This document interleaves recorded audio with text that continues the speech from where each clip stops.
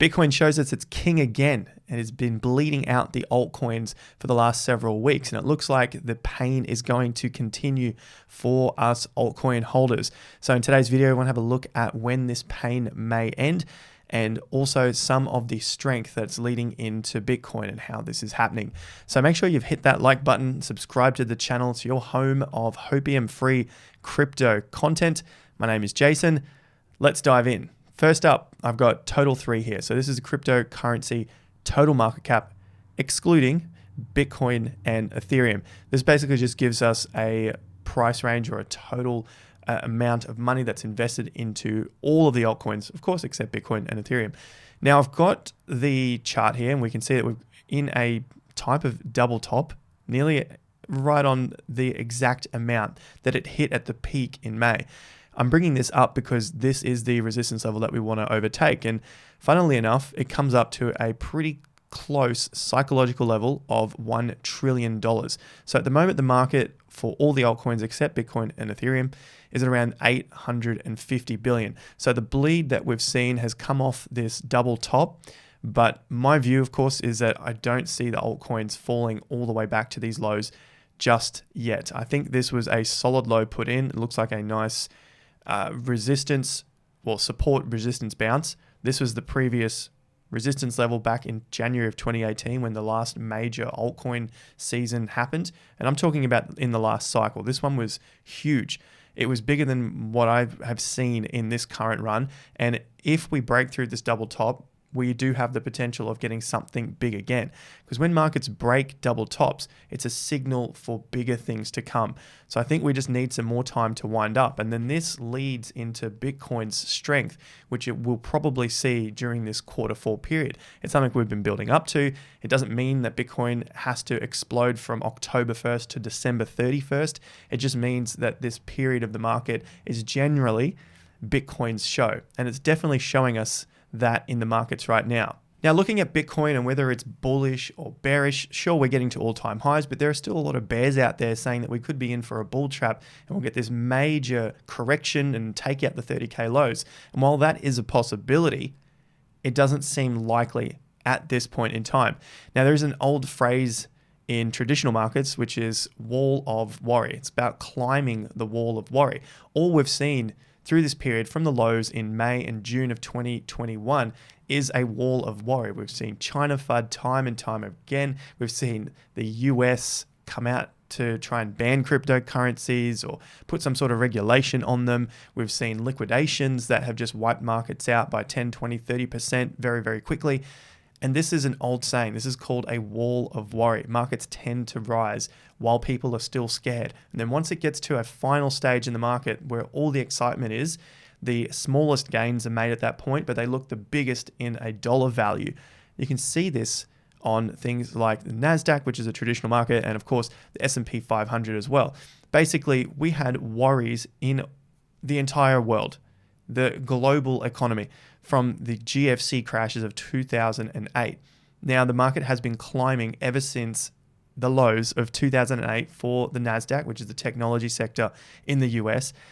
And it's just been bad news after bad news after bad news for the entire world. Now, I'm not saying what's going on in the world is great. We're just looking at the finances here. And the finances and where the money is flowing to and are people making money and the markets, they've all been going up. NASDAQ is 1,400% up on a wall of worry.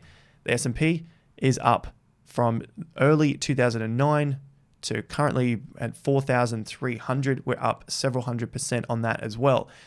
So the wall of worry happens in all markets, and we're definitely seeing that on Bitcoin as well. We've had the wall of worry. We've been climbing through these last several months, and of course it's cryptocurrency. It happens on a shorter time frame.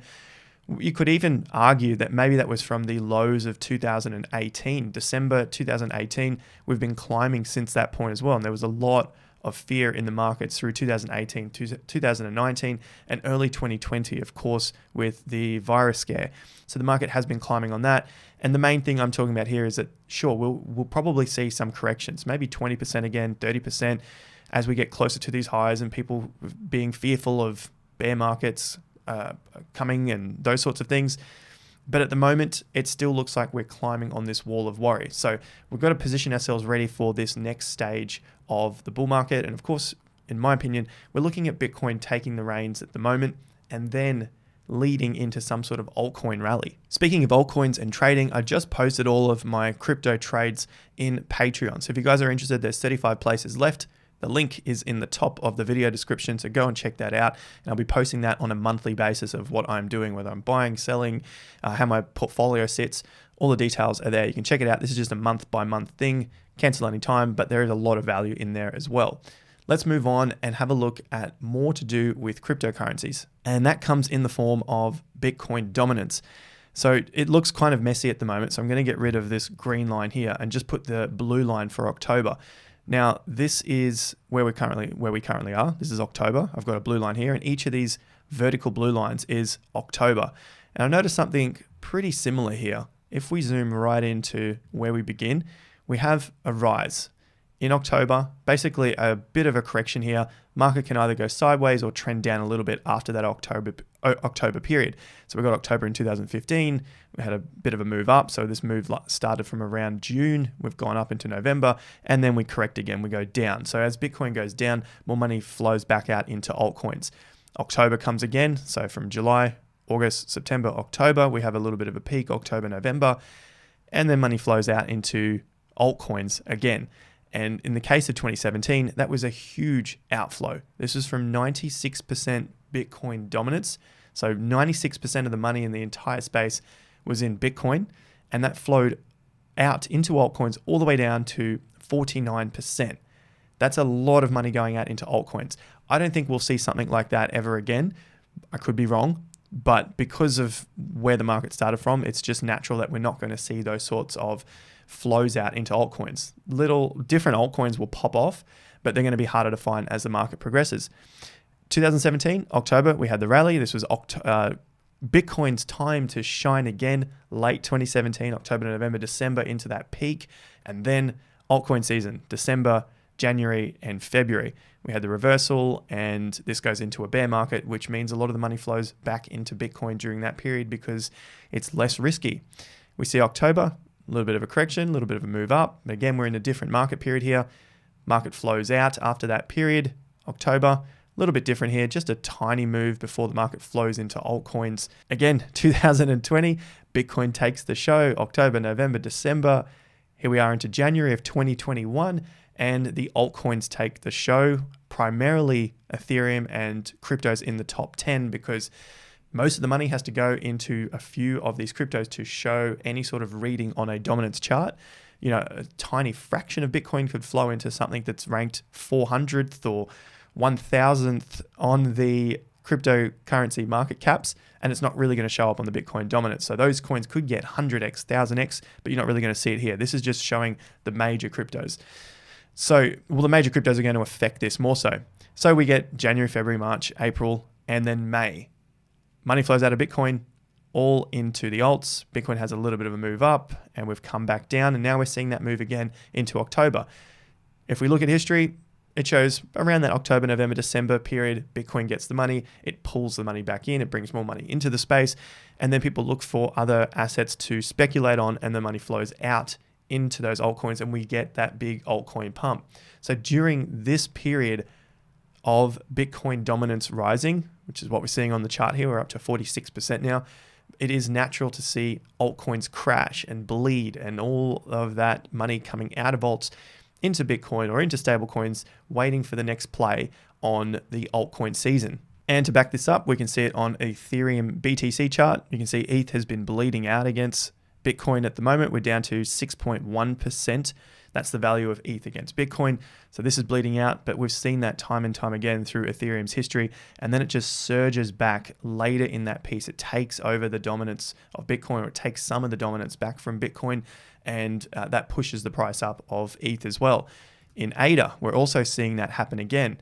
And ADA is dropping at the moment against Bitcoin value. So when this all comes back, it's possible that ADA is going to increase more than Ethereum. But of course, Ethereum is also going to increase because it'll start to regain some of that dominance after Bitcoin has had its time to shine. And finally, you can see it on CoinGecko. When you jump over to here and we change the US dollar, it's where it normally sits, to Bitcoin, it'll just reconfigure all of the data here to show BTC values. So you can see all of these bleeding out against Bitcoin. Of course, Shiba Inu is the rare occasion here. It's up against Bitcoin at the moment, but the majority of the top 100 are all down. FTM's having a little bit of a day in the spotlight again, a few percent up against Bitcoin, which shows its strength at the moment, at this point in time. It means it's going up against its USD value and its Bitcoin value. That's what you want to have in your portfolio. But you can see that most of these here have been bleeding out, and you just want to make sure you're with cryptocurrencies which are sitting at least at their support levels or in a stronger position than others. You can see the likes of Doge, which has begun to bleed out a lot more and is just not getting those bounces back at the moment. So make sure you check your portfolios, check your positions at the moment leading into this next stage of the bull market. I think it's going to be super massive. I have my superannuation fund into cryptocurrency, which you can see on Instagram. So you can follow the link down below on Instagram. I post on there very regularly with the amount of cash that, the profits that are in the super fund, the retirement fund. And for Aussies, that's where I'm leading over to. If you are wanting to get your super fund into cryptocurrency, check out New Brighton Capital. Link to this is down below. $150 free credit when you sign up using Pizzino as the referral code. So that's to get your super money into cryptocurrency. It's a free 20-minute phone consultation. And don't forget Patreon as well. 35 left. Trades are all over there at the moment, all nice, fresh and live. Q&A's coming up this month. Catch you guys at the next video. Don't forget to like, share, subscribe. Links are down below. See you on Instagram, Twitter, or Patreon and TIA Premium. Catch you over there. Until next time, have more fun to get more done.